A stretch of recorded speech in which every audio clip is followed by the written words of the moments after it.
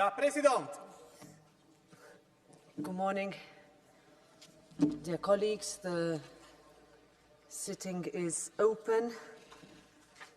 One announcement in relation to the decisions by several committees to enter into interinstitutional negotiations pursuant to Rule 71, paragraph 1, announced at the opening of the session on Monday, the 13th of February.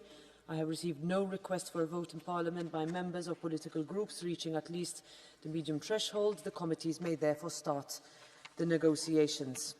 The next item on the agenda is Council and Commission statements, 1 year of Russia's invasion and war of aggression against Ukraine. On behalf of the Council, I give the floor to the High Representative, Mr. Borrell.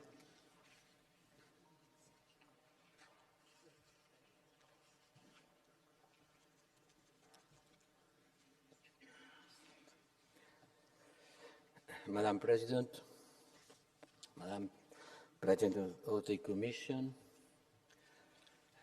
dear members of the European Parliament, I'm going to speak in Spanish, and while you are using your headphones, quiero usar estos primeros minutos para recordar la figura de un presidente del Parlamento Europeo, Gil Robles, who passed away a few days ago.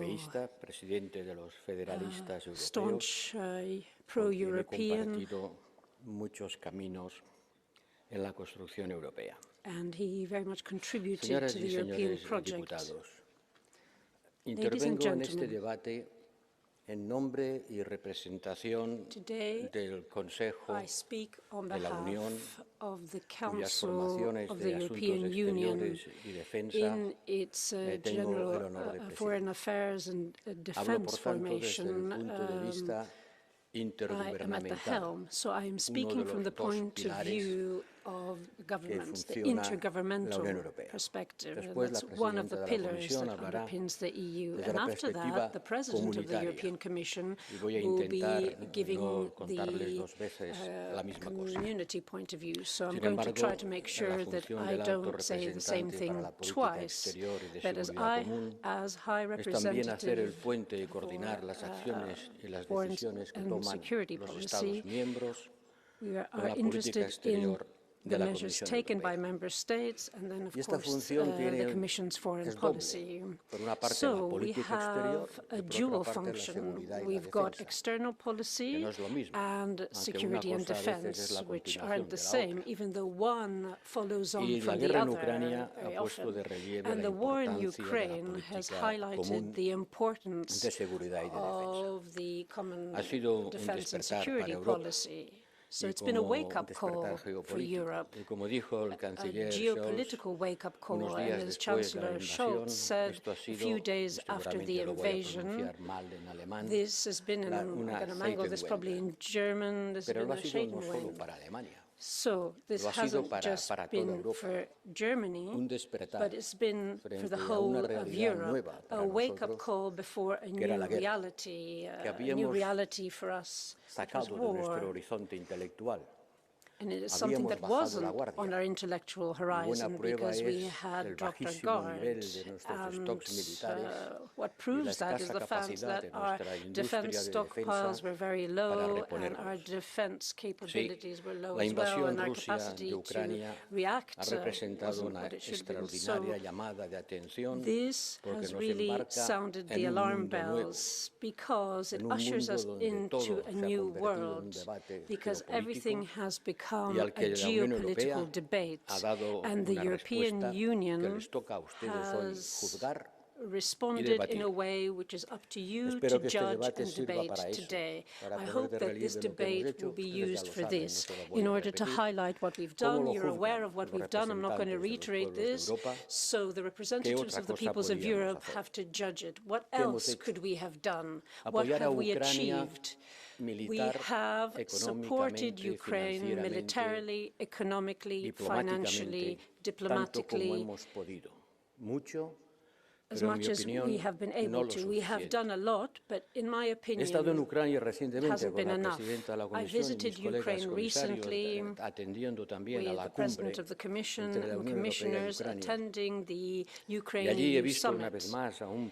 And once again, I've seen people that are defending their freedom and independence, and leaders that are trying to deal with this dramatic situation by taking the European path. President Zelensky said it here only a few days ago.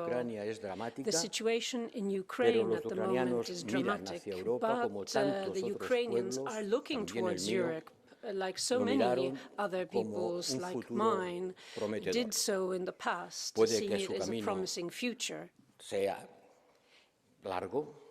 It may be that the road is long because the war is long, but we have to do everything we can to make sure that this promise becomes a reality. We want Ukraine to win the war, and then it belongs to the European family anyway, but we hope that we'll find in Europe the future that it needs. Now, the reality on the ground is extremely worrying at the moment. More than 360,000 Russian soldiers are there, twice as many as before the war, and the Russian counter-offensive has begun, even if on a small scale. And for the first time, Ukraine doesn't have the advantage, the edge, by having more troops on the ground. So Ukraine has appealed to the EU member states and all those who help Ukraine. And yesterday we met in the Ramstein group with all those countries that coordinate military aid to Ukraine in order to take stock of the situation, to see what we've done, what we've given them as aid, and to also see what they need, more ammunition and more training for Ukrainian troops, in order to continue showing that we will not tire in our efforts to help Ukraine. Now, I will say that I like war as little as you do. I'm not a warmongering individual. I really do not like war. Of course, I prefer peace. As almost everyone or everyone, there's no point in reiterating this, but what we have to discuss is how to achieve peace. And to achieve peace, we have to continue supporting Ukraine militarily more than we have done so. And this is going to be one of my key messages. Now, to achieve peace, you need to win the war, and you can help Ukraine militarily, and at the same time, in parallel, make all the diplomatic efforts necessary to ensure that peace comes as quickly as possible. These aren't alternatives. They're not contradictory. We have to do both things in parallel. We have to provide more support and step up our diplomatic efforts. And very soon I'll be able to plead this before the UN and ask the Secretary General to start, if he wants a mediation process. Everyone has failed up to now. Whoever has spoken to Putin has come back with the message that he wants to continue this war until he achieves his military goals. It would be ingenuous to ask for us to stop providing military assistance so that the war can last less time and that peace will come about. And I'm using the word ingenuous, not to use a stronger word now, because if we do that, the peace that we will achieve will be a Russian victory, and that will constitute a huge threat to our security. So what have we done? What has the Council done? I represent the Council here today. First of all, it has adopted an impressive package of sanctions, in fact 9, and the 10th is on the way. I'm sure that the President of the European Commission will refer to it. Now, the aim is to weaken the Russian economy, and we have achieved this. Many say that sanctions are inefficient and that they haven't dealt a blow to the Russian economy, and that on the contrary, mismos. They have caused problems here in Europe. It's true that the Russian economy hasn't collapsed and that GDP growth isn't what had been forecast. And it's true that last year it got extraordinarily high revenues that came from oil and gas. But the situation is turning, thanks to our sanctions and thanks to the oil price cap. If you look at the three key parameters of an economy, it's oil and gas revenue, and the Russian finance minister said a few days ago that in January they are 46% lower than last year. So yes, they raked in a lot in 2022 because prices hiked, they soared, and we still depended on them, but we no longer depend on them. One of our great successes has been to reduce our extraordinary dependence, energy dependence on Russia to almost zero. Now, so 46% less January to January. And if you look at the public deficit, it's 40 times higher in January 2023 compared to January 2022, 14 times higher. So from 2 billion to 1.8 trillion. And if you look at the trade balance, you'll see that, yes, they had a huge surplus in 2022 because of bumper wheat crop, but in January 2023, it's at a record low, at a historic low since 2007. So las sanciones son un veneno de acción lenta. The sanctions are a low-action poison, a little bit like arsenic. It takes time to bring about effects, but they have had an impact. 45% of Russia's technological dependencies on Europe. Their plane and car plants have lost 80% of their capacity. Yes, the ruble is strong artificially, but the Russian economy is going to pay a very high price for this war. They have lost their main energy client, the Europeans, and they will not get them again. And it's not going to be easy. It's going to be almost impossible to find an alternative client for Russian gas because China is too far, and oil is being sold at $40 a barrel. In other words, half the Brent crude oil price. India and China buy it at this lower price, and that is also because of the impact of our price cap, which is a huge political success because it has greatly slashed the Russian revenue, but not had a negative impact on the world market. So our measures are having an effect. It's happening slowly but surely, but they are undermining the industrial and energy bedrock of the Russian economy. Putin has already lost the energy battle in the same way as he is losing the war ethically and morally, and even militarily, even though Ukraine hasn't won yet. The second thing the Council did, apart from adopting these package of sanctions put forward by the High Representative and the President of the Commission working hand in hand. And let me thank the President of the Commission for her leadership and energy. We have also provided weapons to Ukraine. Yes, for the first time, the EU hasn't used resources from its budget, but has used resources from the member states in order to arm a country at war. And if you put the European peace facility amount together with what member states have done bilaterally, we're talking about a total of 12 billion euro, and the total amount of assistance is 60 billion. No one has done more than Europe to help Ukraine in financial and economic terms, and our military aid might be less than the US, but it is not a negligible amount.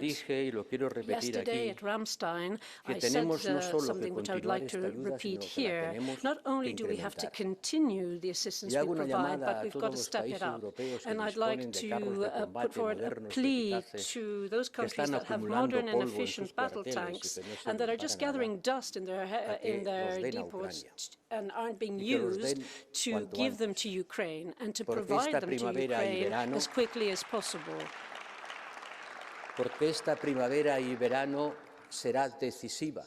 Because this spring and upcoming summer are going to be decisive. The war will be decided in the spring and summer, and we have spent too much time discussing whether we were going to provide the famous Leopard tanks while Russia was preparing its offensive. We've spent too much time discussing decisions that should have been taken before. We were fearful that getting involved in the war would be seen as pseudo-belligerence, but we said that we would provide battle tanks, and the Third World War hasn't broken out. Yes, the tanks aren't there, and it's going to take time for them to get there, but time is crucial, and time is measured in lives lost. So it's extremely important to focus on the European Peace Facility and to coordinate the work done by the member states and to ask for more and more aid to be provided more quickly. This is the key message I want to put across this morning. But let me reiterate the idea that this military assistance is not contradictory to seeking peace diplomatically. It doesn't fly in the face of that. One can go in parallel with the other. I don't understand those who say that to negotiate we've got to stop providing military assistance to Ukraine. On the contrary, both have to be done together. This isn't a debate between doves and hawks. This is based on realism, knowing the reality on the ground and what we have to and must do. And this is also an alarm bell. Europe has to understand that we need a higher defense capability than we have. Our defense industry has to be stronger. The ability of our armies to deal with this kind of situation has to be greater, because we've seen that it's fallen short of what was necessary. This war is going to be long. And we've got to tackle this based on the conviction that a war of attrition is a logistical battle. It's a battle of logistics, it's a battle of information. Because if you look at those who are in Sahel, we're talking about the same groups in Ukraine, the Wagner group. They're both in the Sahel and in Ukraine. So there's the issue of minerals and geopolitics, and we need to face the situation geopolitically. This is also the job that you have to do, ladies and gentlemen, honourable members. We've got to convince Europeans that we cannot flag, that war comes at a cost, that freedom we have to pay the price for freedom as well.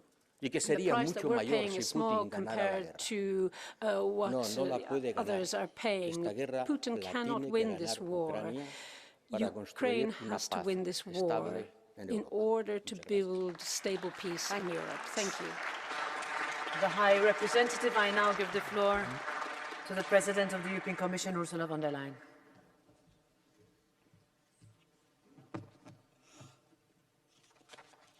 Thank you very much, Madam President de Roberta. On HRVP, my dear Josep, honourable members, it's now almost a year ago, on the night of February 24th, that Russia invaded Ukraine and war was back to Europe. That night, I think all of you remember that our thoughts, and I think also our prayers, went to our friends in Ukraine. I remember vividly how we followed the news from the Donbass and Kyiv with unbearable tension. And we all were wondering whether the Ukrainian friends would be able to withstand the onslaught of the Russian invaders. Today we know, yes, they would. 1 year on, Putin's perfidious plans continue to be foiled by the brave Ukrainian nation. 1 year on, Russia has completely alienated itself from Europe, its most important economic relationship, and is isolated on the global stage. 1 year on, this very parliament last week welcomed the president of Ukraine, Volodymyr Zelensky, as the true hero he is. And 1 year on, Putin's imperial fantasies have woken up to a bleak reality, while Ukraine's dreams of freedom are stronger than ever, and they will prevail. I'm deeply convinced. Honourable members, what a difference 1 year of unity and resolve can make. In the early hours of February 24th, when Russian tanks rolled into Ukraine, a whole continent was holding its breath. Some predicted that Ukraine would fall in a matter of days. But instead, the legendary bravery of the Ukrainian people stunned the world. Their fierce resistance at the gates of Kiev, the civilians who stopped Russian tanks in the south, the counteroffensive of Ukraine's armed forces in Kharkiv and Kherson. We can never match the sacrifices and the bravery of the Ukrainian people. But what we can do is stand firmly by their side. And that's what we've done from day one on, and we will continue to do that. They can rely on us. And indeed, a whole continent has mobilized, from the volunteers of the Warsaw Station, you remember, who welcomed the Ukrainians fleeing Putin's bombs, basically to all citizens and companies who have cut their electricity demands. Together with you, honourable members, we have focused on 3 main goals. First, to support Ukraine's resistance against the invader unwaveringly. Second, to undermine Russia's war machine. And third, to build Ukraine's European future together. And these 3 strands of action have guided us over the last year and will continue to guide us in the months to come. Je commencerai par notre soutien continu à la résistance ukrainienne. Depuis le début de la guerre, le soutien économique, humanitaire et militaire de l'Union européenne à l'Ukraine s'élève à 67 milliards d'euros. To the tune of C'est de l'aide budgétaire à la reprise rapide, de l'énergie we aux have capacités budgetary militaires, support de l'aide for humanitaire military à l'aide capacity, aux réfugiés humanitarian aid, ukrainiens. aid to Tout Ukrainian ceci est une refugees. contribution concrète All this is à a l'effort de guerre tangible de l'Ukraine. contribution to Ukraine's war Poutine effort. voulait l'effondrement de l'État Putin ukrainien. wanted to see the Nous avons Ukrainian aidé l'Ukraine à state rester collapse. opérationnelle, We have helped même durant les Ukraine heures les plus to sombres. remain operational L'Europe a even in its dynamisé la darkest résistance hour. ukrainienne et nous Europe continuerons à le faire. breathed impetus into garantirons Ukrainian resistance, and un we will flux continue constant to support d'aide it. financière We tout au long de guarantee 2023. a constant flow of La première tranche de ce financial aid. paquet, comme vous savez, des 18 The milliards d'euros, first est déjà arrivé en part of the Ukraine. package, the 18 Notre billion, has solution already been continuera d'être dispersed to stable Ukraine. We will continue to provide prévisible. steadfast, Chaque mois. predictable support C'est ce que every l'Europe a promis month. et nous That is avons what tenu Europe notre promised, promesse. and we have honored our pledge. L'Europe soutient également les Europe entreprises et les travailleurs also ukrainiens supports toujours en Ukrainian activité companies malgré la and guerre. workers who Pour continue cela, nous avons mobilisé la puissance to de notre work marché despite the unique. war. Nous avons We are intégré nos using the économies, single market to that rapproché nos gens, end. jumelé We nos have villes, integrated synchronisé markets, nos réseaux twinned our électriques. Nos towns, and corridors de solidarité offered permettent our l'Ukraine electricity networks, d'exporter ensured ses solidarity marchandises corridors so vers le that monde Ukraine can entier, export its ce qui a goods déjà around the world. représenté 20 milliards d'euros de revenus That pour les represents entreprises 20 ukrainiennes billion in en revenue cette for période de Ukrainian guerre. companies Et nous pouvons during faire this plus. period of war. And we can Lors do de notre more. visite à Kiev, When we nous nous visited sommes mis Kiev, d'accord sur une feuille de agreed route on pour a améliorer roadmap davantage to l'accès de further l'Ukraine improve à notre marché Ukraine's unique. access to our single Putin market. Voulait tuer le rêve Putin européen de wanted l'Ukraine. to Aujourd'hui, kill off Ukraine's l'Ukraine se dirige vers European l'Union dream. européenne plus Now, rapidement Ukraine et plus is moving résolument far more que swiftly and jamais. resolutely towards Europe En parallèle, nous At the same affaiblissons la time, capacité de la Russie we are à weakening maintenir sa Russia's machinerie de ability guerre. Et ça, to c'est mon keep deuxième its point. war machinery. Avec in 9 paquets de place. sanctions en We place, have adopted l'économie 9 russe packages of régresse. sanctions.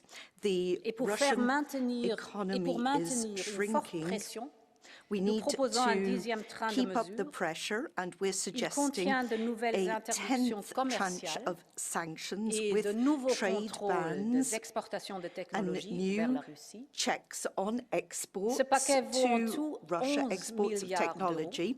We're talking about Nous 11 proposons billion notamment des euro. restrictions sur We des are dizaines de suggesting composants restrictions électroniques on some utilisés dans les dozen electronic systèmes armés components russes, used in tels que les Russian drones, les armed missiles, les systems such as hélicoptères. drones, missiles and Mais il y a helicopters. aussi de centaines de drones There are also fabriqués en hundreds Iran of drones que la Russie manufactured utilise in sur les champs de Iran, bataille en used Ukraine. by Russia in Ces drones the iraniens battlefield in Ukraine. tuent des These civils Iranian ukrainiens. drones C'est kill atroce. Ukrainian civilians, and Donc it pour is la première appalling. fois, nous And so proposons for the également first time, de we are also sanctionner les suggesting opérateurs iraniens, y compris sanctions ceux liés aux targeting gardiens de la révolution. Iranian Il est notre devoir de economic le faire, operators, including those notre linked to the devoir Revolutionary de Guard. It is our sanctionner duty cela. to do that, to sanction such behavior.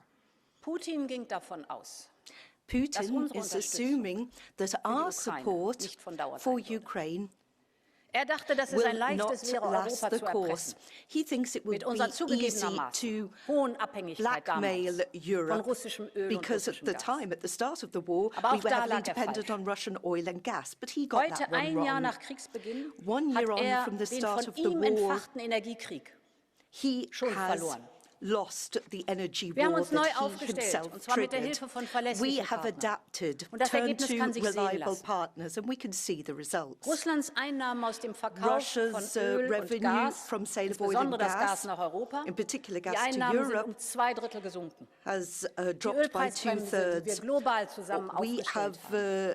Durch diese introduced a Ölpreisbremse global verliert Russland oil jeden price Tag break or cap, and 160 that Millionen Euro. has led to Gaspreise in losses each Europa day of sind heute 160 million niedriger for Russia. vor Gas Russlands prices in Überfall auf die Europe are Ukraine. currently lower than before Und wir in Europa Russia investieren invaded inzwischen Ukraine. in saubere In Energien Europe, und we are now investing in Energieunabhängigkeit clean damit energy wie and nie energy zuvor. independence. Wir stellen beim Ausbau der erneuerbaren Energie We are einen looking Rekord nach dem at anderen auf. renewable energy Wind und Sonne. sources and breaking Wir haben records. letztes Jahr Wind, solar mehr energy, for Strom example. Last geliefert year, als Gas zum we allerersten Mal. generated more Wir haben energy and electricity mit through wind europäischer and solar than Geschlossenheit through und mit einer gas. klugen We showed resolute nicht nur face dem and russischen Druck smart, widerstanden, savvy policies. sondern uns And so auch von in der Europe, Abhängigkeit we befreit. resisted Russian Unserer Wirtschaft blackmail geht es and heute pressure besser and have ensured greater vorhergesagt. energy independence. Our Wir konnten economies am are doing Wochenanfang die better. Wachstumsprognosen nach oben korrigieren. We have been able to Der correct Kreml our muss growth dagegen forecasts inzwischen upwards. Goldreserven However, verkaufen, Kremlin has had to sell off gold fehlender reserves Öleinnahmen seine Löcher to zu plug stopfen. the gaps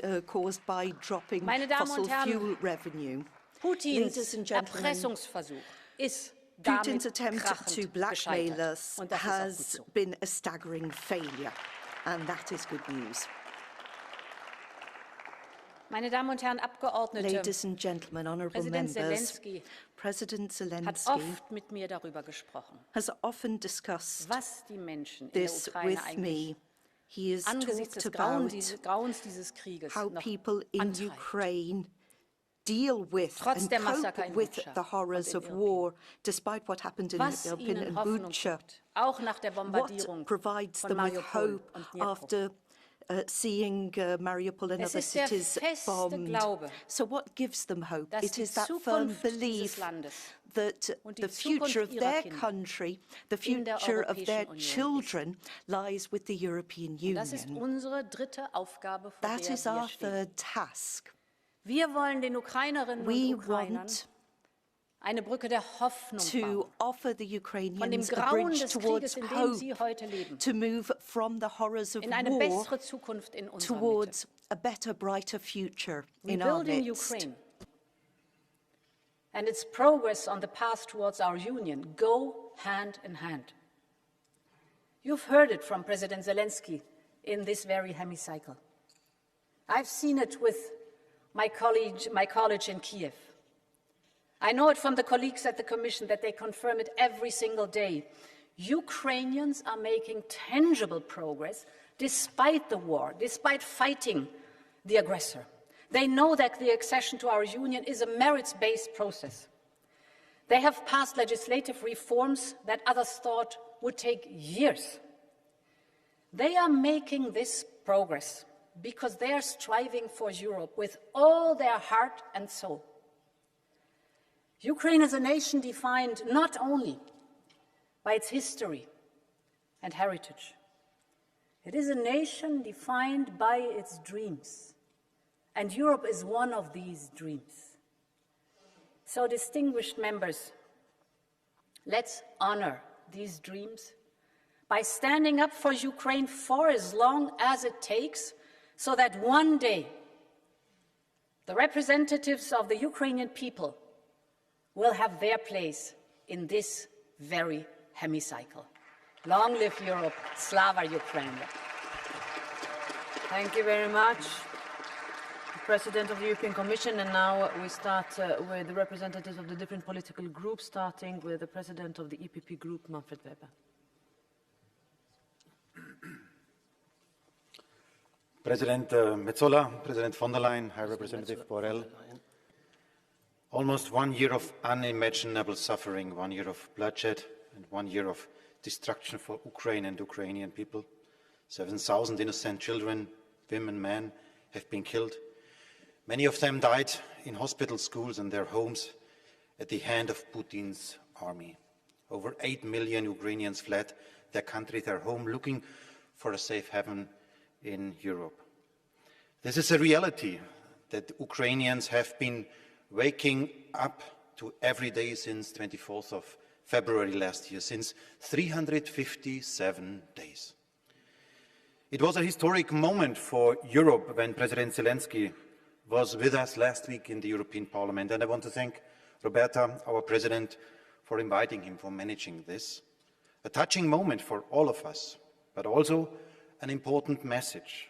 1 year ago, when we saw him on the screens, we didn't know, can he survive? Can Ukraine confront Russia successfully? And yes, President Zelensky, his army, all soldiers, and his over 40 million compatriots stand united, and they were until now successful. They show us what it means to follow the European way of life. Our Ukrainian friends show us every day what it means to be European.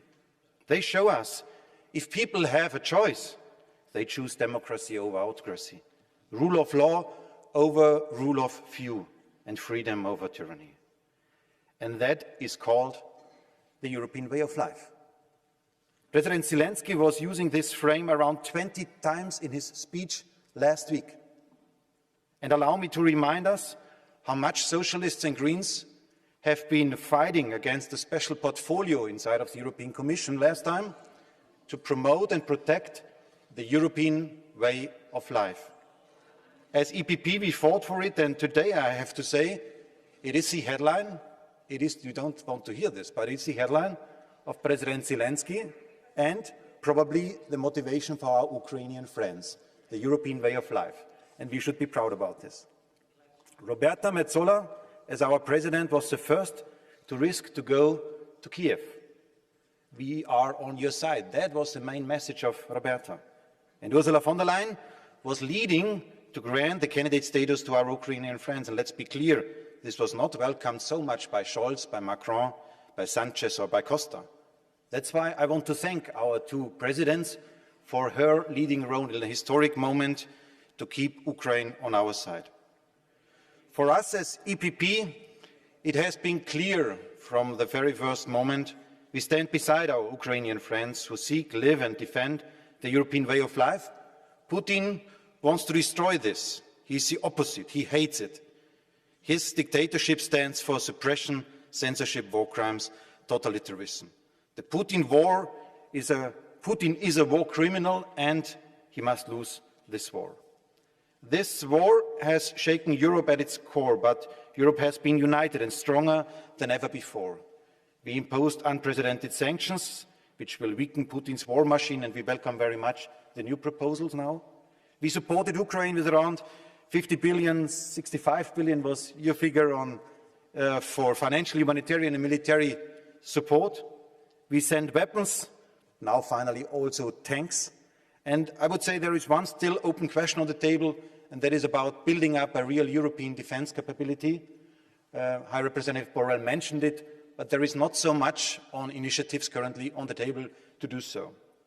And finally, there cannot be, and let me use a historic comparison, there cannot be any kind of Munich event in the next years in front of us, where democratic politicians accepted to split up Czechoslovakia, forgetting peace, or at least the dream of peace. The future of Ukraine will not be decided in Berlin, in Paris, in Brussels or Washington.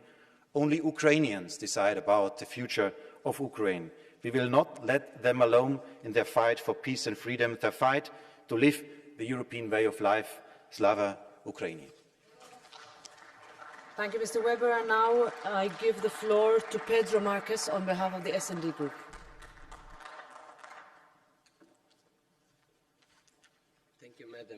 Thank you, Madam President, High Representative, Madam President of the Commission, dear colleagues. 1 year of the brutal Russian war of aggression against Ukraine. It resulted in the death of thousands and thousands of innocent lives, the destruction of a country, millions of refugees, increased insecurity and suffering for Europe and the world. The EU stood by Ukraine for all of this time. We will continue to support them for as long as it takes. The Ukrainians can count on our political, diplomatic, humanitarian, financial and military support. Putin, from his side, can count with our strong, resolute and increased sanctions, as it was just proposed today, which we thank, to drain his power. Now, our unity in the support of the Ukrainians has proven to be one of the biggest strengths against the Russian aggressor. That is why it is so concerning for this Parliament, I would hope for this Parliament as a whole, but unfortunately not, that some in the ranks of the EPP are now trying to put things the other way around. It was appalling to hear Mr. Berlusconi excusing Putin from his responsibilities and blaming Ukraine for this war.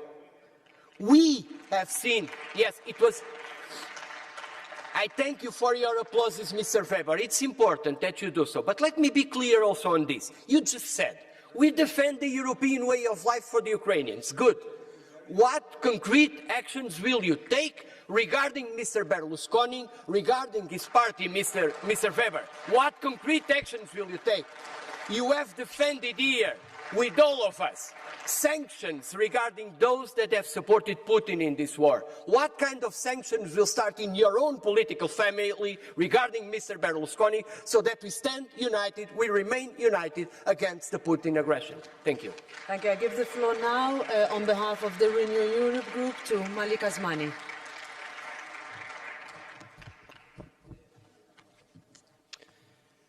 Dear President of the Commission, dear High Representative, dear colleagues, 1 year ago we lived in a different world. And today we see Ukrainian families torn apart because of Russia's war of aggression. Tens of thousands of people have died. And I would like to extend my condolences to their loved ones. We all remember the images from Bucha, a European Union keyring attached to a lifeless hand. Dear colleagues, Ukraine's hope are our objectives. 1 year on, we see NATO strengthen. Ukraine is firmly in the center of our European family. And we have to continue to provide massive support to Ukraine, also with more military materials, without taboos. Dear colleagues, on this sad anniversary, we need to show our determination. We need to be united in this House. Also, as a reaction to Mr. Weber on behalf of the EPP, our voice needs to be united, especially today, a year after this huge tragedy, the starting of the war in Ukraine. Dear colleagues, let us expand the EU sanction list to 6,000 Russian individuals. Let us hold Russia accountable through the Tribunal for the crime of aggression in The Hague. And let us use the confiscated Russia funds to start rebuilding Ukraine as soon as possible. Slava Ukraina!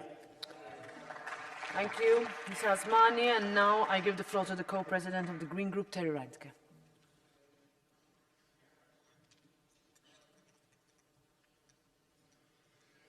Danke, Frau Präsidentin, liebe Kolleginnen. Ein Jahr nach der brutalen Eskalation des Krieges in der Ukraine ist absolut klar, wir stehen fest an der Seite des angegriffenen demokratischen Staates Ukraine. Und unsere Unterstützung, sei sie finanziell, sei sie politisch oder sei sie militärisch, ist absolut sicher. Auch wenn wir jetzt und gerade aus dem Mitgliedsland, aus dem ich komme, immer wieder Stimmen hören, die versuchen, krude Narrative in diese Debatte zu streuen, um die öffentliche Diskussion zu zermürben.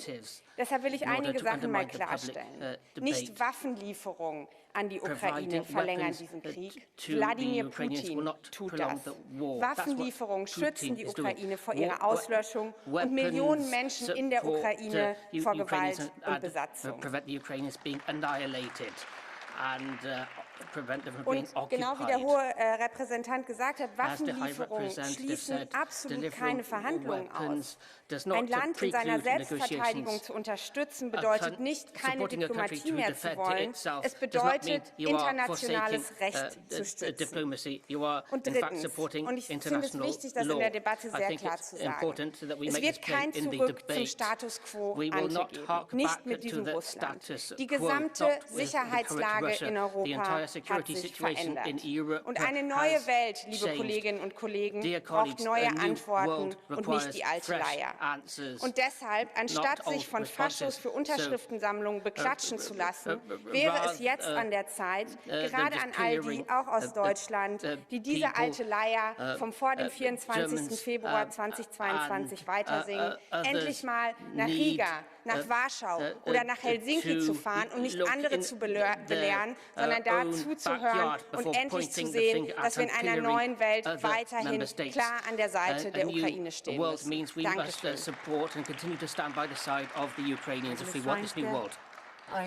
give the floor on behalf of the ID Group to Jack Madison. Thank you, Madam President. Good morning, colleagues. First of all, when I heard from our representative that it was a wake-up call, what Russia did 1 year ago, I was really surprised that, are we really born yesterday? I think the war started already 9 years ago, 2014. And it isn't a surprise that Russia has ambitions to go back to the history in the Soviet Union times. And they very clearly stated that in December 2021, when they asked impossible things, that there will be no new NATO member states, that there will be like some kind of puppet countries next to the Russian border, like Ukraine, Finland, Sweden, that they are not allowed to join with the NATO. And also they asked that if you don't do like this, as we are asking, and they asked that all the NATO troops have to leave from the NATO member states, like Poland, Estonia, Latvia. In this case, we will attack you. I think it wasn't a surprise. It was clearly visible for the last 30 years. When the socialist colleagues were attacking EPP colleagues here, I should remind you that unfortunately your friend in the German government, and Mr. Scholz, is blocking more military aid. They're waiting his signature to send tanks. And now, 1 year later, they're like, oh, we have to check in which condition we have for tanks. 1 year later, and now they're checking for the condition for tanks? Really surprising. 2014, when the war started already, it wasn't a problem for the Germans to continue with Nord Stream 2. It wasn't a problem at all. No, let's go further. It's just an economic relation. There's no economics without politics. Same thing with Americans. Ukrainians asked the fighters already in March last year, and Americans were blocking that. Poland said, we will give our old Russian fighters to Ukraine, just please send us F-16 fighters. Americans were, no, we are too afraid, no, maybe we escalate the conflict. The fact is, weakness is provocation. Our weakness is provoking Russia to go further. Thank you. And that's historical facts. So don't be weak, don't be too pro-Russians. Act now and fight now and win this war. Thank you. I give the floor next on behalf of the ECR group to Beata Szydło.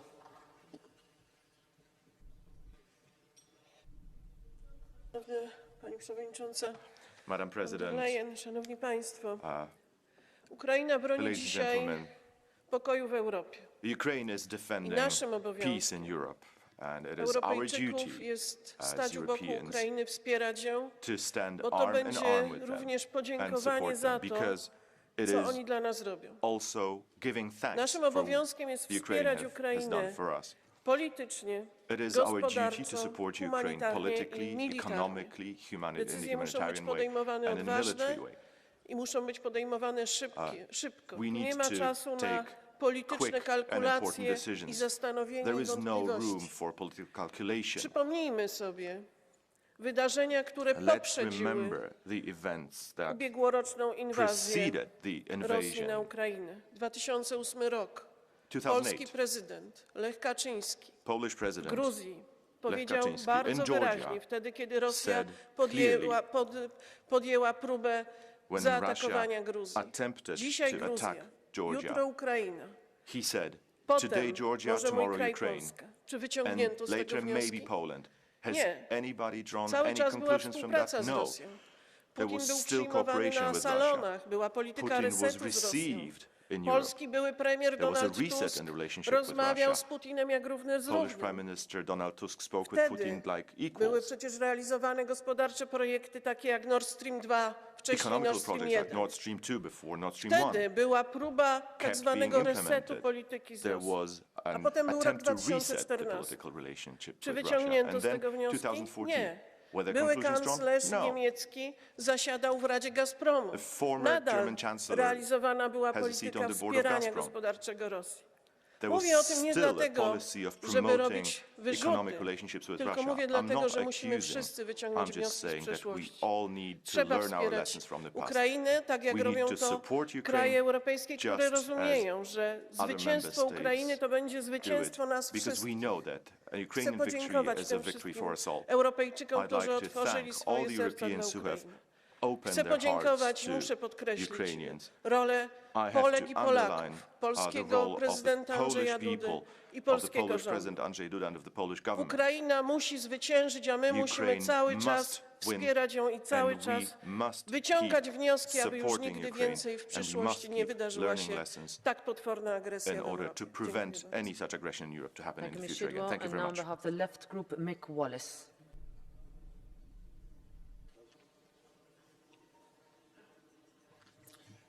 President, Commissioner, High Representative. Russia's illegal invasion of Ukraine is unforgivable. The devastation, death and destabilisation wrought by it has led to unthinkable horrors, as in all wars. Also unforgivable is how willing Western leaders are to ensure this becomes a war without end. Instead of calls for ceasefires, dialogue and peace talks, we are deepening Western involvement in the war with no apparent concern for the repercussions. We are calling for Ukraine to take back Crimea. Experts on both sides of the ocean say that this was madness and will lead to a possible breakout of nuclear war. And it will also rally the Russian people towards the defence of Crimea if we go to that space. Zelensky has been making the rounds, begging for more weapons, but not one word to say about peace. How many of his own people must he conscript and feed into the carnage before he sits down to negotiations?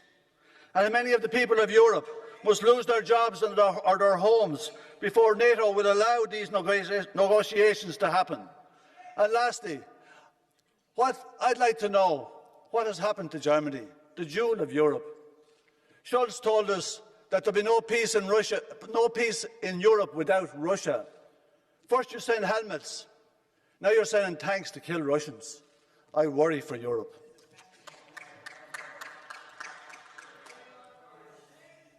I give the floor now to Marcel de Graaf.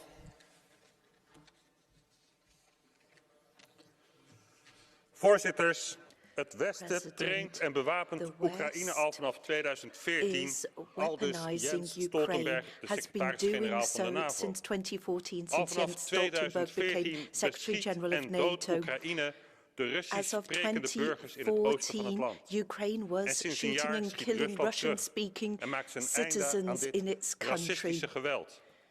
Paus Franciscus zegt het klip en klaar. Deze oorlog is door het Westen uitgelokt. This war has been triggered by the West, and the reasons are clear. Ambities van de Verenigde Staten in de weg, omdat zij soeverein wil blijven stands in en the haar way eigen of identiteit US wil behouden. ambition. Na een It jaar seeks to staat de remain EU independent, retain its identity.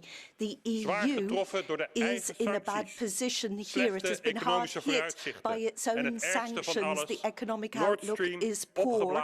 Nord Stream has been blown up by the Europese Commissie US. op openingen te zoeken naar Rusland en Noorwegen aan te spreken op haar rol in deze verschrikkelijke aanslag. Needs to consider its role in this terrible attack and talk to Norway about this. Put an end to sanctions. We need to work on peace, rebuilding economy, identity and sovereignty of I member give the floor states. now Thank to you. Raza Yugnevičienė.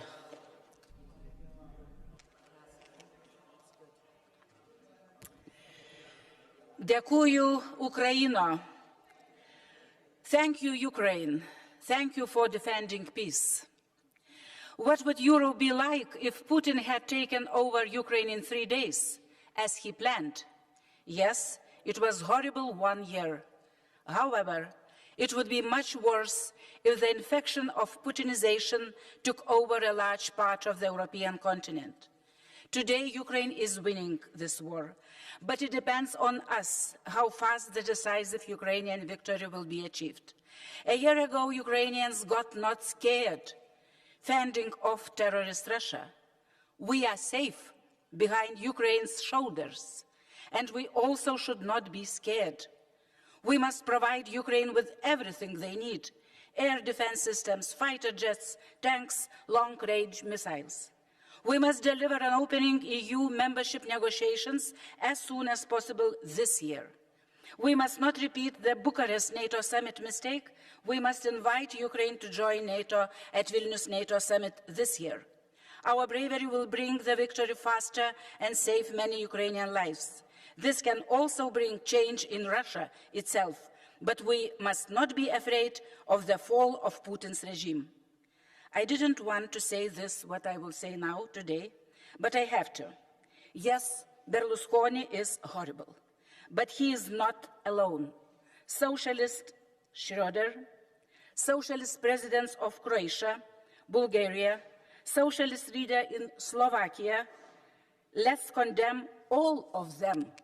Let's fight all proxies of Putin on our own courtyards. Slava Ukraini! Thank you, Ms. Yugnevičienė. Next is Tonino Picula. Thank you, Madam President, Madam Commission President, Mr. High Representative. The ongoing political crisis in Moldova shows us that Russia is not limiting its assertive actions only to Ukraine. Through disinformation and foreign interference, Russia is trying to provoke a political crisis within the European Union and along European borders. With 1 year since the start of the Russian aggressions, what are the lessons we learned? A couple of them. That we need to continue supporting Ukraine as long as it takes to defend itself. That we need to make our sanctions more efficient and close all the gaps that enable their evasion.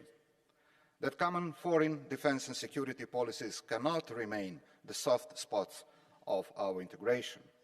That we need to be strategically autonomous when it comes to essential industries and services. That we need to continue working together on reducing our energy overdependence. That prioritizing trade and economic relations without insisting on our political values leaves Europe exposed to the crisis. That we need more Europe to address all these challenges. Slava Ukraini. Thank you, Mr. Picula. I give the floor now to Petras Austrevicius. Petras, go ahead. Madam President, Council and Commission representatives, dear colleagues.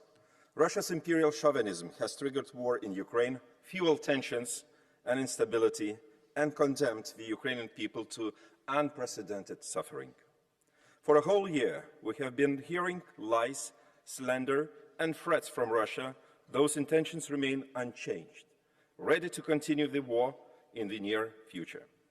Stopping an aggressive Russia means defeating it on the battlefield in Ukraine, providing the Ukrainians with everything and will enable them to achieve victory, to shorten the war and the suffering it has caused.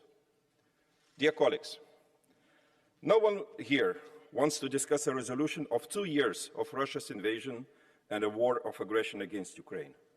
So let's help Ukraine with everything that is necessary. Let us continue weakening Russia's and Belarus' war capacities, and let us punish the guilty according to their unforgivable crimes. It's a great historical moment and chance for Europe to emerge stronger, more united, and less dependent from authoritarian regimes. Thank you. Thank you, Mr. Austrevicius. Now I give the floor to Viola von Kramon-Tabaudel. President, HRVP Borrell, President of the Commission, dear colleagues, a year ago I stood here warning Putin that the attack on Ukraine would be the end of Russia as we know it, that the imperial overstretch would doom Russian hopes of regional domination. The war that Putin aimed to last 3 days has been now waging for a year. A dying empire is desperately trying to destroy the Ukrainian state and identity, but all this is in vain. Because the brave people of Ukraine are fighting not to conquer, but to defend, not for domination, but for survival. The unimaginable price Ukrainians are paying for freedom keeps us all free, because Ukraine is defending us and every democracy. Because the freedom that some take for granted is never free. It is paid for by the sacrifice of brave men and women. We do not need to be convinced. Ukraine is Europe, and we all continue supporting the bravery for as long as it takes and with all we have. Thank you so much. Danke, Frau Kollegin. Am Wort ist nun Herr Harold Wilimski. Harold Wilimski.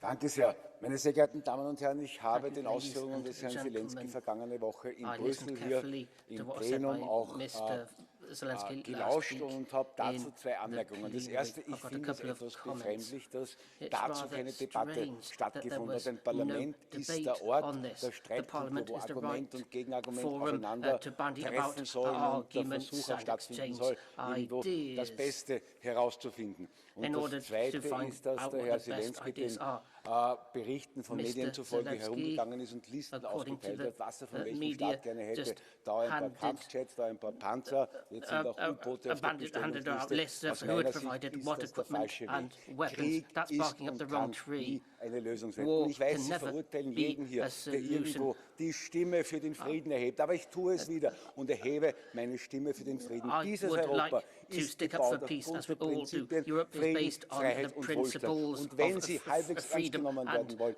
dann spielen Sie jetzt eine aktive Rolle bei Friedensverhandlungen. Es geht darum, das Sterben zu verhindern in der Ukraine. Und jeden Tag, wo wir mehr an Waffen dorthin transportieren, sterben mehr Leute. Daher bitte setzen Sie sich für Frieden ein. Danke.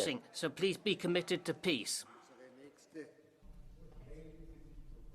Unsere nächste Rednerin ist Frau Anna Fotyga. Is Anna Fotyga. President, High Rep Vice President, the alarm bell we speak about since the beginning of this debate is still on, and the war is not over. Thousands of Ukrainians perish in this war, and atrocities, Russian atrocities, because of this criminal war of aggression are unbearable. Russia has to be defeated. The alarm bell is still on for Ukraine and for all of us. We have to deliver whatever is needed to achieve this result now, everything, fighter jets, fighter helicopters, air defense systems with appropriate range. We do this for us and our children. We have to know this.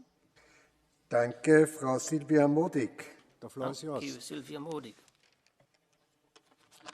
Arvoisa puhemies, ensi viikolla tulee kuluneeksi vuosi siitä, kun Venäjä aloitti brutaalin ja laittoman hyökkäyssodan Ukrainaa vastaan, eikä rauhaa ole vieläkään näköpiirissä. Me puhumme todella paljon aseista ja aseellisista ratkaisuista, mutta hyvin vähän me puhumme rauhasta.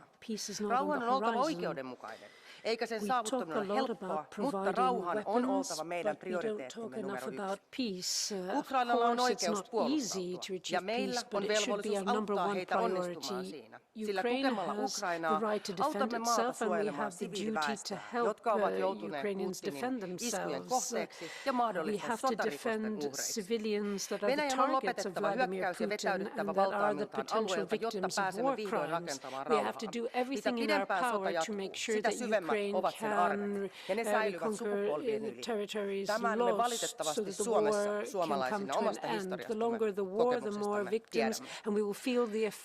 Ukraina tarvitsee meiltä monenlaista tukea. Sota on aiheuttanut laajan humanitaarisen hädän, valtavan ympäristötuhon ja siviili-infrastruktuuria on tuhottu laajasti. Jälleenrakentamisen pitää alkaa heti, kun se on mahdollista, ja Venäjän on osallistuttava kustannuksiin. We're going to have to start reconstruction as soon as possible, and the reconstruction will have to be funded by Russia too. Das Wort gebeten hat Herr Martin Göngösi.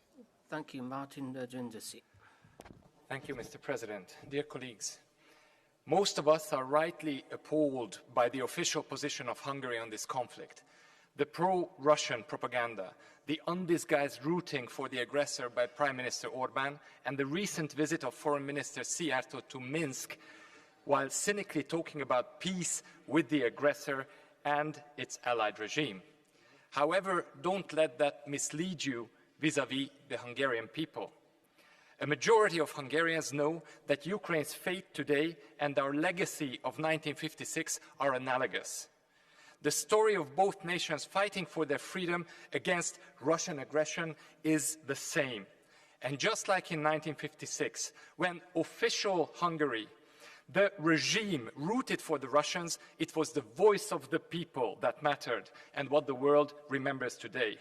And finally, while Europe was numb and silent to the Hungarian cause, delaying by decades the potential reunification of our continent, today it understands the call of history and it is also brave enough to act. Thank you. Herr Kollege Michael Gahler, the floor is yours. Herr Präsident, liebe Kolleginnen und Kollegen! In 9 Tagen jährt sich der verbrecherische, vollumfängliche russische Angriffskrieg gegen die Ukraine zum ersten Mal. Wir sollten zunächst der unschuldigen Opfer dieses Zivilisationsbruchs gedenken, der Kinder, Frauen und Männer, die getötet, vergewaltigt, gefoltert wurden, die flüchten mussten, die alles verloren haben. Und auch an die ukrainischen Soldatinnen und Soldaten, die für eine gerechte Sache, die Verteidigung ihrer Heimat gefallen sind. for a justifiable cause defending their home nation. We in Europe need to stand with the United West and do what is needed now. First things first, we need to look at weapons, more weapons, fighter jets, artillery and tanks, battle tanks, not to conquer new territory but to free Russian civilians from, or Ukrainian civilians from Russian oppression. Those in my home country who are naive, anti-American, or secretly have some sort of false perception of the historic relationship between Germany and Russia refuse to deliver weapons. They're refusing to recognize the fascism in the Kremlin in the 21st century. Never again, Slava Ukraini. Unser nächster Redner ist Herr Sven Mikser. Mikser. Next speaker is Sven Mikser. Dear colleagues, this war will have to end with every square inch of Ukrainian sovereign territory liberated. Because otherwise, if Russia should walk out of this with territorial gains and with the current regime still intact and in power, the international rules-based order will have failed, if not entirely collapsed. I would like to underscore 2 points made by High Representative Borrell. First, implementation. It's commendable that the decision was taken to donate tanks, but now those tanks will really have to arrive, and all countries who have equipment to spare will have to step up. And secondly, it is not simply sufficient to continue supporting Ukraine militarily, but we will have to step up the support significantly so as to turn the tide of the war and make sure that Ukraine emerges victorious. And very finally, we should seek on this very issue unity in this House. Deliberately heightening political partisanship is irresponsible. It's not helpful. It's not even elegant. Thank you. Danke, Madame Nathalie Loiseau. Thank you. Nathalie Loiseau next. Monsieur le Président, Madame la Présidente, Monsieur le Haut Représentant, il y a une semaine, le président Zelensky est venu nous demander de l'aide. President Zelensky came to ask for help a few days ago. 1 year after the beginning of Russian aggression, Europe needs to wake up. It is in our interest for Ukraine to win, and we have to do everything in our power to make sure it wins the war. We have to do everything we can, means that we need to do more and more quickly, more weapons deliveries, more ammunition delivered, those that will give an edge to Ukraine and help them win. We mustn't sanctions à l'encontre de la Russie et une lutte déterminée contre leur contournement. Ceux qui en Europe violent les sanctions doivent être poursuivis. Ceux qui, hors d'Europe, aident la Russie à les contourner doivent redouter les sanctions secondaires. Certains, jusque dans cet hémicycle, on les a entendus, appellent à une négociation immédiate. Mais pourtant, l'échec des accords de Minsk devrait nous avoir vaccinés contre les cotes mal taillées et la tentation des conflits gelés. Ceux qui prêchent l'apaisement face à la Russie devraient se souvenir de cette phrase de Churchill: celui qui pratique la politique de l'apaisement nourrit un crocodile en espérant être dévoré le dernier. Peas are actually feeding a crocodile, hoping they will be the last Das to be Wort eaten. gebeten Thank you. hat Herr Bronis-Roppe. Next up, Bronis-Roppe. Ačiū gerbiamas pirmininkė, gerbiama komisijos pirmininkė, kolegos. 2014 metais prasidėjusi Rusijos agresija Ukrainoje vis intensyvėjo, nes mes, vakarai, tam laiku neužkirtome kelio. Susigundžiusi pigesniais resursais Europą sutiko būti mažiau principinga. Buvo kalbama apie strateginę partnerystę, kuri tik padėjo Putinui sukaupti pakankamai lėšų invazijai. Parlamente vis dar girdime, kad nesame pasirengę atsisakyti priklausomybės nuo trečiųjų šalių ir vėl bandome ieškoti pateisinimo savo neveiksnumui. Ar nelaikas darbais įrodyti, kad pasimokėme iš savo klaidų? Iš tiesų, jeigu norime, kad Ukraina laimėtų, kodėl vis dar dvejojame, ar tenkinti jos prašymus dėl ginkluotės? Duokime visko, ko reikia Ukrainai ir paverskime žodžius realiais darbais. Slava Ukrainai! Let words become deeds. Danke, Frau Kollegin Susanna Ceccardi. The floor is yours. Susanna Ceccardi. Grazie Presidente.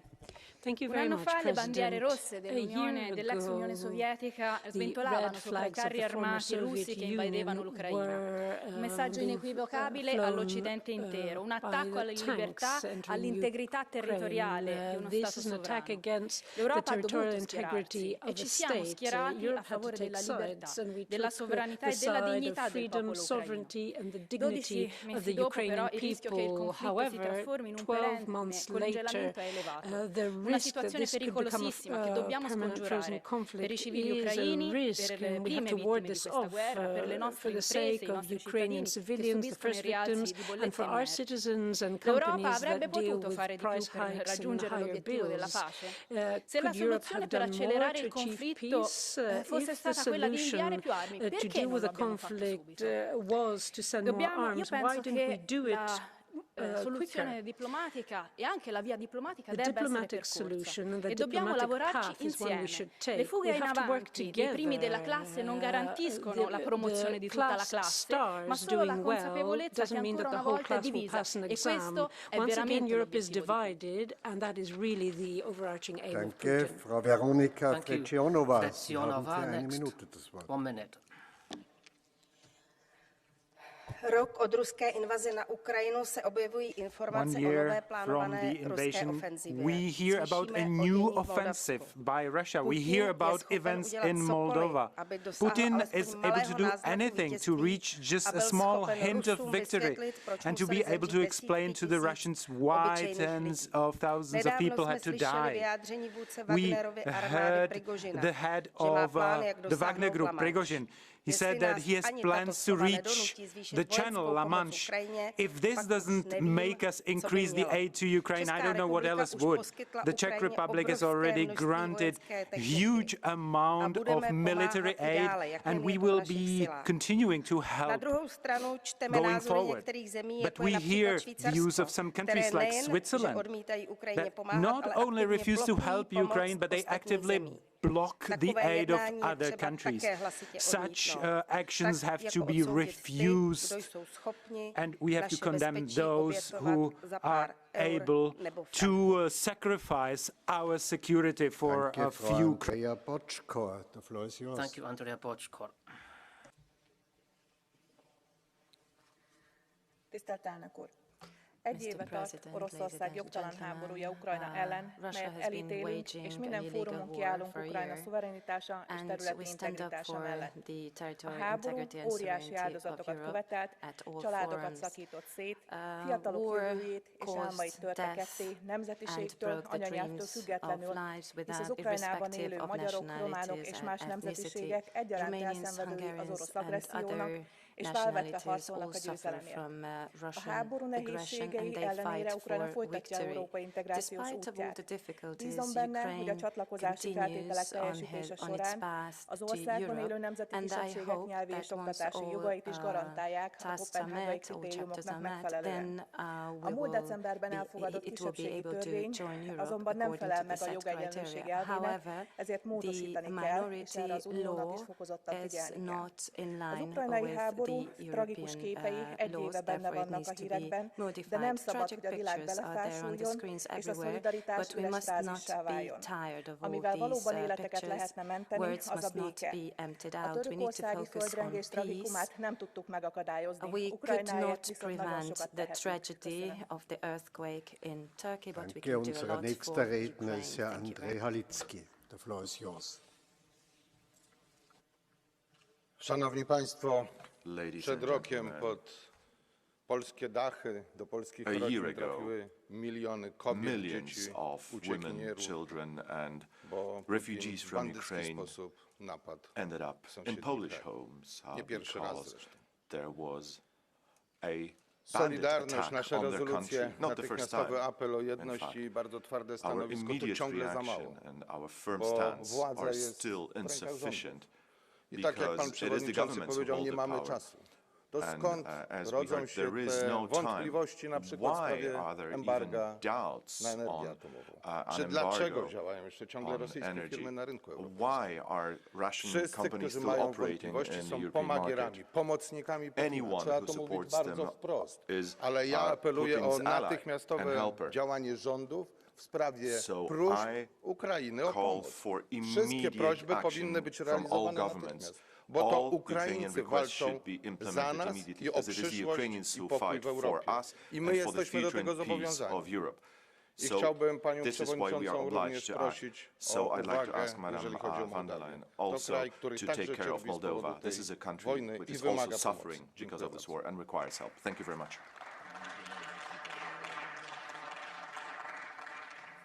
Unser nächster Redner ist für eine Minute Herr Cimoszewicz. Szanowni goście, drodzy koledzy, agresja Rosji trwa, przynosi przerażające skutki. Dziesiątki tysięcy zabitych i zniszczona gospodarka Ukrainy. Nikt z nas tej wojny nie chciał i nie chce, ale ona nas dotyczy. Musimy pomagać Ukrainie ze względów humanitarnych i prawnych, ale też dla własnego bezpieczeństwa.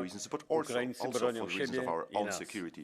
Często słychać także w tej sali apele o szukanie dyplomatycznego rozwiązania. Nigdy nie ma mowy, kto i jaką cenę miałby zapłacić za pokój. To prawda, że dyplomacja jest często najlepszym rozwiązaniem. Ale nie jest prawdą, że jest tak zawsze. W Monachium Francja i Wielka Brytania przehandlowały czeskie Sudety za złudzenie pokoju. Rok później Niemcy podbiły Polskę i wkrótce inne kraje, w tym Francja. Czy dzisiaj Donbas i Krym mają być ukraińskimi Sudetami? Czy za rok i dwa wynagrodzony agresor ma zaatakować kolejne kraje? Mamy tylko jeden rozsądny wybór. To pełna pomoc dla Ukrainy pozwalająca na powstrzymanie agresora. Danke vielmals, Herr Dragos Tudorache. Thank you, Chair, Madam President, dear High Representative, dear colleagues. 1 year ago, Russia unraveled a plan which we now know was in the making for many years. Putin's frustration with history went back to USSR, to the breakdown of Yugoslavia, to the Bucharest NATO summit, and in general, to the moment when he looked himself in the mirror and thought he was not big enough for the rest of the world to fear. Therefore, he had to rewrite history at any cost. And for that, he lied and he killed, and he'll continue to lie and to kill until we give Ukraine the arms they need to stop him. In direct contrast, we heard President Zelensky speak to this House just last week. We all saw his determination and dedication to Ukraine's European hopes. This is the type of leader that is big enough, and not for the others to fear, but to follow and feel proud to bring at the EU table. We must continue to support him, match his level of ambition when it comes to EU integration, and be bolder in our actions. Be bold like Ukraine is. Thank you. Thank you. Herr Wojciechowski. Thank you, Chair, Commissioners. We keep asking the question why this war lasts so long. The answer is simple, because many, still too many of those who decide, care more about future fate of Russia than about security of Ukraine. It's a paradox that the way to create peaceful and maybe democratic Russia is to defeat Putin's regime. The first step to achieve this goal is to help Ukraine not only to defend itself, but to defeat Russia. Free, democratic, sovereign Ukraine, member of the European Union, will be the best message for the Russian society that there is alternative way of developing the country. Thank you. Thank you. Das Wort gebeten hat Herr Esteban González Pons. Esteban González Pons. Tengo un minuto tan corto como son los minutos de silencio. Pero si guardáramos un minuto de silencio por cada víctima de Putin, no pronunciaríamos una palabra esta mañana. Y si leyéramos la lista de los asesinados por Putin, no acabaríamos en 4 horas. Esto no es una guerra. Esto es un genocidio. Esto es un crimen contra la humanidad. Y no está ocurriendo a las puertas de Europa. Está ocurriendo en Europa, aquí y ahora. Los ucranianos hoy son tan europeístas como fueron los franceses o los alemanes después de la Segunda Guerra Mundial. Y por los mismos motivos. A los jóvenes les están diciendo que no hay paz sin pagar un precio. A los demócratas que la libertad se gana cada día. Y a los europeos que hay quien está dispuesto a morir por aquello que el Brexit despreció, una Europa de hermanos que trabajan juntos. No habrá paz hasta que no derrotemos al tirano. Europa es la esperanza de aquellos pueblos que son masacrados. Por eso no nos vamos a rendir. Sabemos que la guerra puede ser larga, pero no podemos rendirnos y no nos rendiremos. Slava Ukraini. Thank you. Herr Kollege Jens Geier. Jens Geier. Vielen Dank, Herr Präsident. Thank you very much. Verehrter Herr Hoher Beauftragter, High Representative, Frau Präsidentin, verehrte Kolleginnen und Kollegen, in wenigen Tagen, viele Kolleginnen und Kollegen haben es gesagt, jährt sich der verbrecherische Angriff Russlands auf die Ukraine zum ersten Mal. Und ich kann mich nur in Achtung verneigen vor der Tapferkeit und dem Freiheitswillen des ukrainischen Volkes. Slava Ukraini. to the bravery and courage of the Ukrainian people. It is up to the EU, and Josep Borrell pointed this out, that we increase the will for peace by giving the Ukrainians what they need: funds, humanitarian aid, military assistance. I firmly believe we should emphasize that we should take all these things together. What is the role of all these demands that Germany supply weapons? And many people in the plenary are keen on this. Once the preconditions have been laid down for a common procedure for NATO partners, Germany is set to provide hundreds of Leopard tanks. But what about our allies? The German defense minister said that this is set to happen. Promises have been made. Norway and Portugal may be sitting, but what about the rest? We all need to set our shoulders to the wheel, each and every one of us. If everybody does their very best, then they will show that they are real allies and partners in NATO. Thank you. Hilde Voutmans. Dank u wel, meneer de voorzitter, mevrouw de commissaris, meneer de hoge vertegenwoordiger. Bijna 1 jaar oorlog in Oekraïne. Almost 1 year Wat we daar hebben zien gebeuren, menselijke drama's en heel veel leed. En ook bij ons voelen we de impact. Er is maar één conclusie en ik denk dat bijna op een enkele sprekers na, die ik maar niet zal noemen, die misschien betaald worden door bepaalde autoritaire regimes, rest er ons maar één conclusie. The only thing we can do in the face of authoritarian en hiervoor, collega's, is maar één oplossing. Is to look to one solution. We need Ukraine to win, and Europe must stick firmly to its position. We need to send munitions, ammunition, tanks and everything that Ukraine needs to Ukraine. Omdat ik nu voel dat in die verschillende lidstaten een debat gaande is. Wat moeten wij doen voor onze defensie? Meer tanks, meer vliegtuigen. Nee, some member states talk about what they need to do for their own defense. We need to have a European defense union, not each going it alone, but a European defense market, European unity. And we're working now on a 10th package of sanctions. We gaan weer eens 4 banken bij doen, een paar namen bij doen. We'll have a look van 6000 problems here and there. Now we have a list of 6,000 names. Let's look at those 6,000 names. Let us stand together and tell Putin that you won't win the war. You will never win this war. Am Wort ist nun Herr Siegfried Mureşan. Siegfried Mureşan. Vielen Dank. Thank you very much, Mr. President, President von der Leyen, High Representative. 1 year after the start of the war, we have to say clearly thank you to the people of Ukraine. The fight of the people of Ukraine is heroic. It is an inspiration to all of us. It is an inspiration to the free world, and we have the duty to say thank you.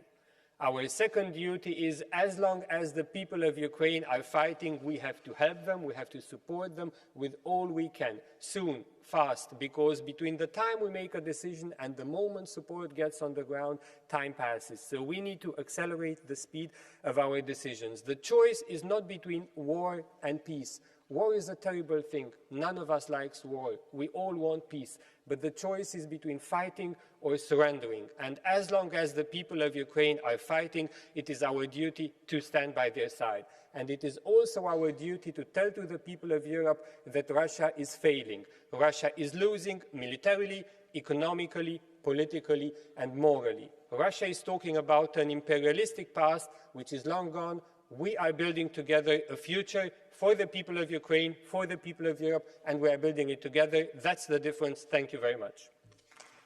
Thank you very much. Frau Vizepräsidentin Pina Picerno hat das Wort. Pina Picerno. Grazie molte, Presidente, Presidente von der Leyen, rappresentante Borrell, cari colleghi e colleghi. A un anno dalla criminale invasione di Putin, la Russia non è riuscita a piegare la resistenza del popolo ucraino. L'Ucraina lotta per l'indipendenza e per gli stessi valori di democrazia e di libertà. E tuttavia i nostri aiuti non sono riusciti a fermare l'aggressione e abbiamo il dovere, colleghi, il dovere di incrementare il nostro sostegno a Kiev. E allora vale la pena chiederci qui oggi quanto stanno costando al popolo ucraino le nostre indecisioni, per esempio sugli aiuti militari, quanto è costato alla nostra credibilità internazionale, quanto costano le parole inopportune come quelle che abbiamo ascoltato ieri, vergognose da Silvio Berlusconi contro Zelensky. Io credo molto. E allora, accanto alle grandi risorse mobilitate, le nostre scelte devono essere accompagnate da scelte politiche coraggiose per punire gli atti criminali di Putin contro la popolazione e per sostenere con ogni mezzo la difesa dell'integrità territoriale ucraina e garantirle un futuro all'interno della nostra Unione. Unser nächster Redner ist Herr Andrius Kubilius. Dear colleagues, this war can be stopped tomorrow if Mr. Putin will decide to withdraw his troops from Ukraine. However, since it is not realistic, the only way to end this international crime is to defeat Russia in the battlefield. The first year of a brutal war has shown that a combination of a highly motivated Ukrainian defenders and the Western weapons are much stronger than the Russian military capacity. That is why the delivery of the Western weapons is the most crucial factor which can bring the end of this war. I repeat, it depends only on the West how long this bloody war will continue.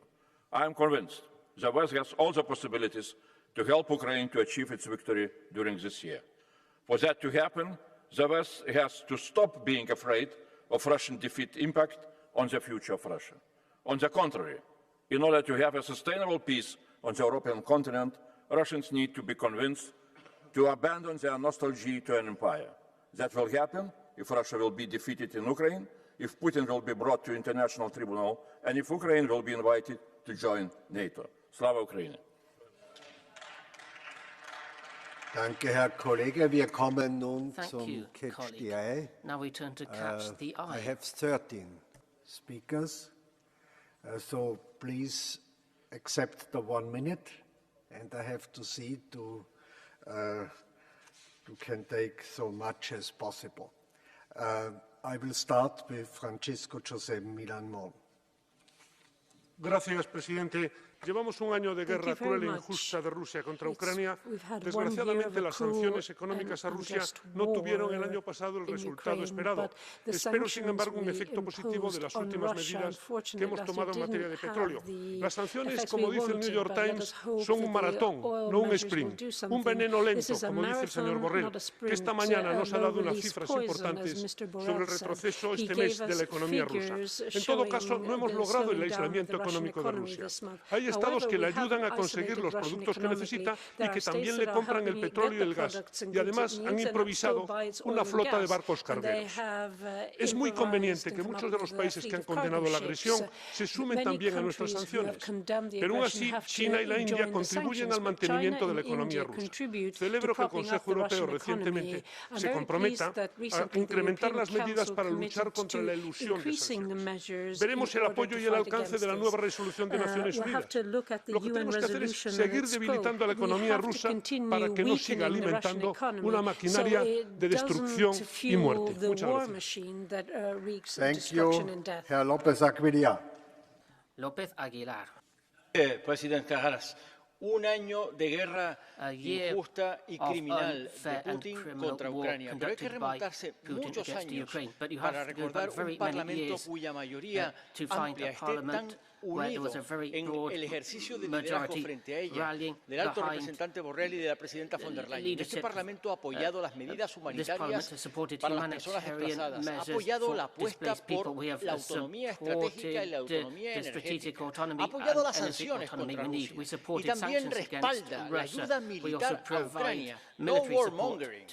Efectivamente, no hay ninguna contradicción. Al contrario, reafirma la apuesta europea por la paz, apoyar al agredido frente al agresor. Pero me cuento entre quienes, cuando se habla de Zeitwende, de cambio de época, confían en que también la Unión Europea va a aprovechar este liderazgo para estar más unida en la construcción de una política exterior de defensa y de seguridad común, cohesiva para reparar el coste social y económico que tienen las sanciones también para los más vulnerables en la Unión Europea, y que recupere el lema perdido cuando ratificamos el Tratado de Lisboa, una Unión más perfecta. Gracias, señor presidente. Wenn Sie nicht die Minute einhalten, kann ich nicht alle Kollegen drannehmen und muss 5 streichen. Bitte Sie, bei der Minute zu bleiben, sonst muss ich kürzen. Unser nächster Redner ist Frau Henna Virkkunen.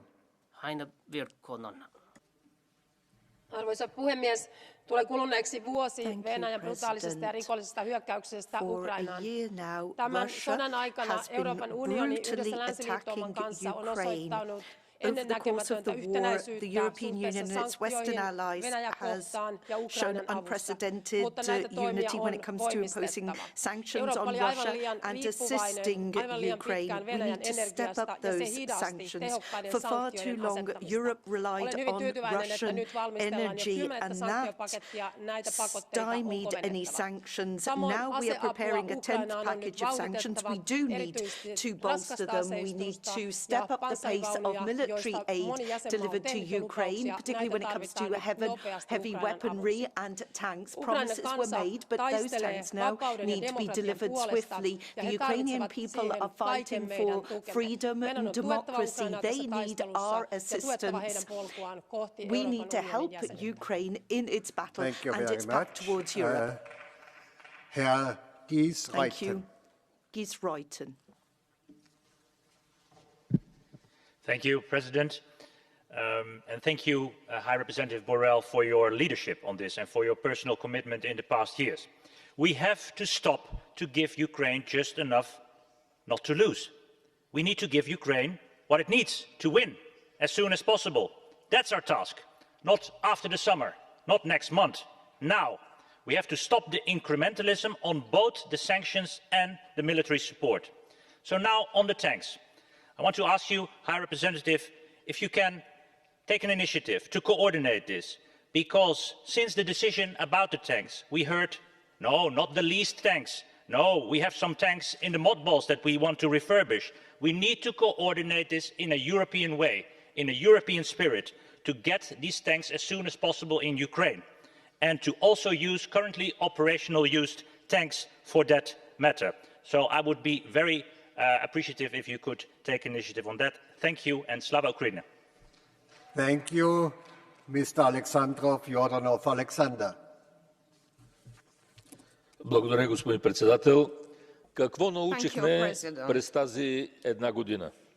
Първо, военната помощ, когато е дадена на време, е по-необходима за мира от дипломацията. Второ, мирът е възможен само след като и последният руски агресор напусне украинската земя. Трето, който днес в разгара на войната говори за мир, всъщност помага на Путин. Четвърто, господин Борел, вие говорихте убедително днес, но така трябваше да говорите преди една година в Москва. Поуката е, мирът е невъзможен, докато Путин е в Кремъл. И накрая, надявам се, че в българския парламент ще се намерят достойни депутати, които ще поискат импичмент на проруския български президент. Благодаря.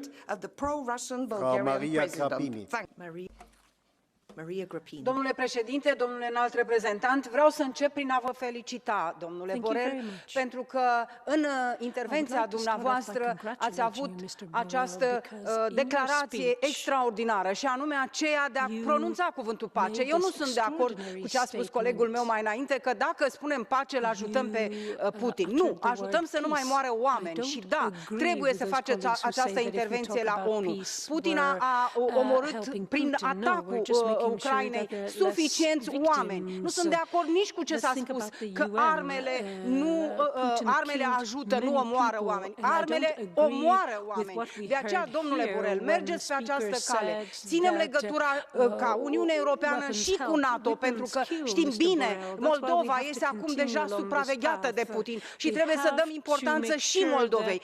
Țara mea este la graniță cu Ucraina. Am ajutat Ucraina, România a ajutat Ucraina, Uniunea Europeană a ajutat cetățenii de acolo, dar trebuie să găsim o cale de oprire a acestui dezastru și a morții a mii de oameni. Mulțumesc. Nun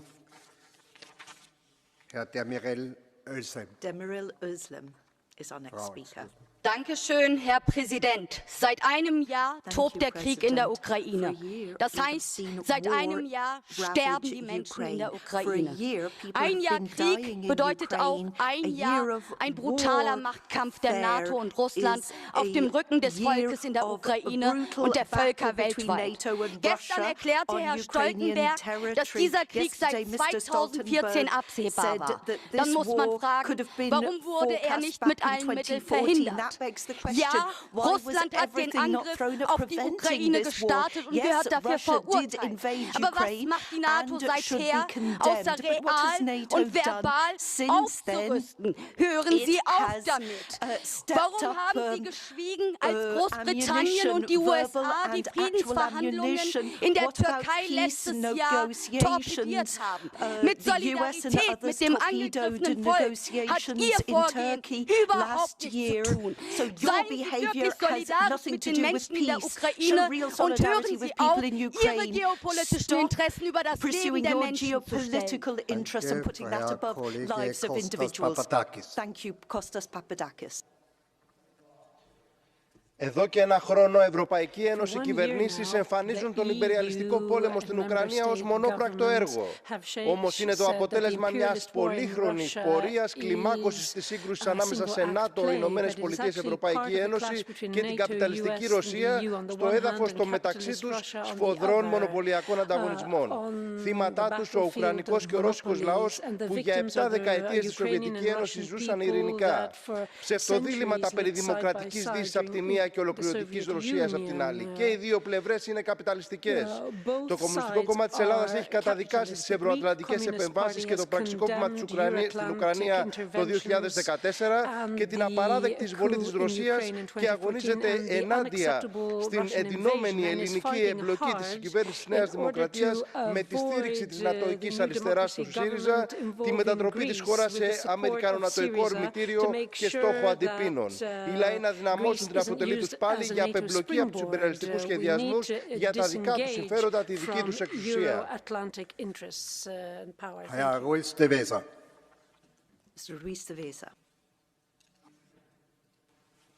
Muchas gracias, querido presidente Otmar Karas. Gracias también al alto representante Josep Borrell por su intervención de esta mañana. Yo coincido exactamente en esa idea de que la diplomacia es también una herramienta a nuestra disposición, junto a todo el apoyo militar que debe ir a más en Ucrania, siempre teniendo en cuenta que el objetivo tiene que ser una paz justa, es decir, que Ucrania recupere su soberanía y su integridad territorial. Y en ese sentido, veíamos hoy en el Financial Times un nuevo titular. Rusia masses aircraft within striking range of Ukraine tanks. Y efectivamente, hemos sido demasiado lentos.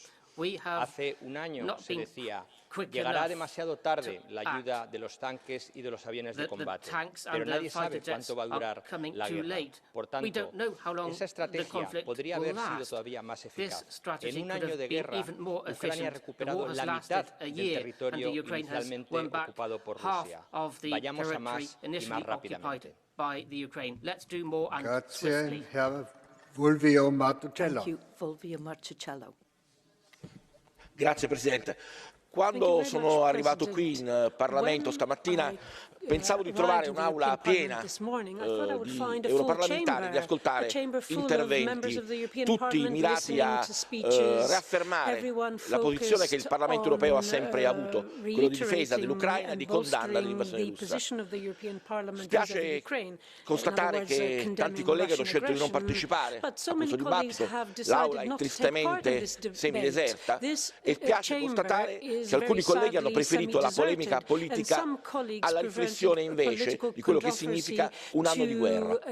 Forza Italia ha sempre rimarcato in ogni suo voto, in ogni suo atto, la condanna nei confronti dell'invasione dell'Ucraina. Non c'è un solo atto in questo Parlamento europeo che vada in maniera differente. E spiace constatare che alcuni colleghi socialisti, anziché utilizzare il tempo che gli veniva concesso loro per parlare dell'invasione dell'Ucraina, l'hanno utilizzata per attaccare l'Italia e per attaccare un leader politico come Silvio Berlusconi.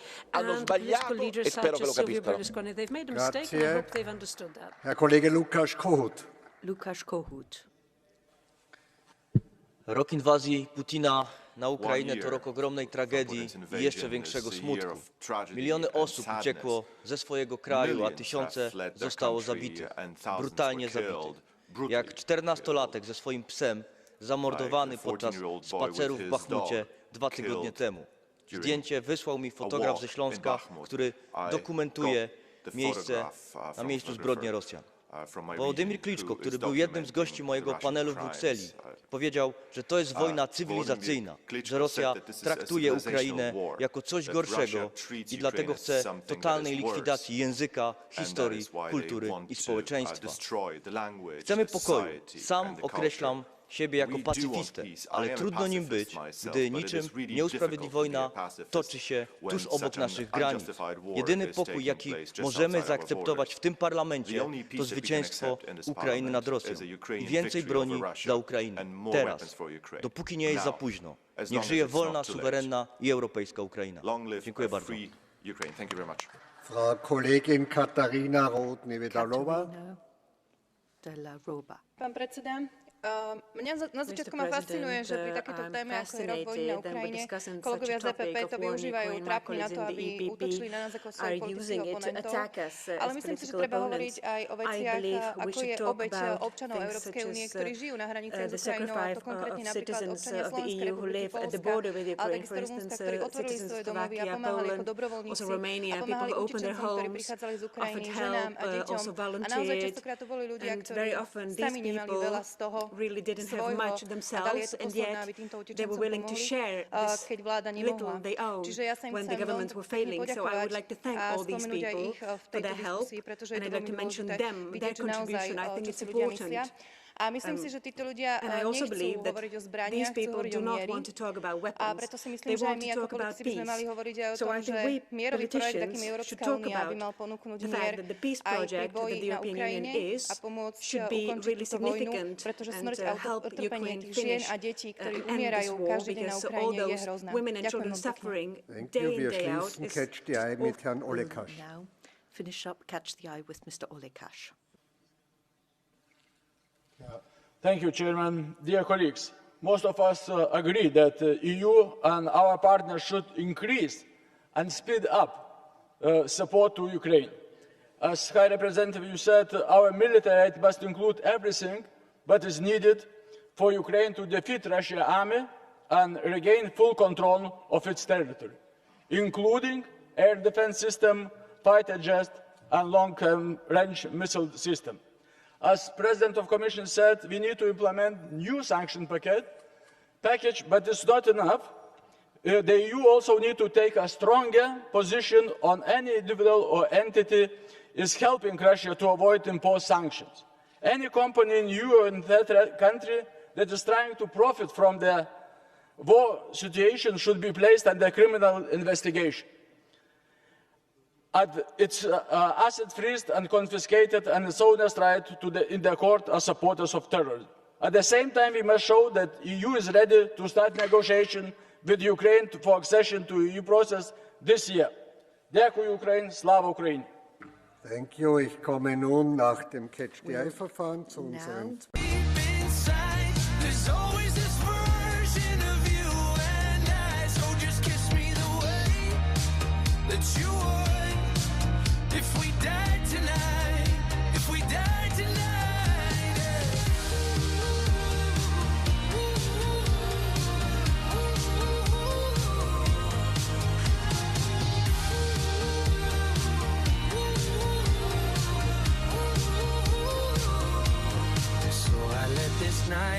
my lungs. You're all that I wanna breathe.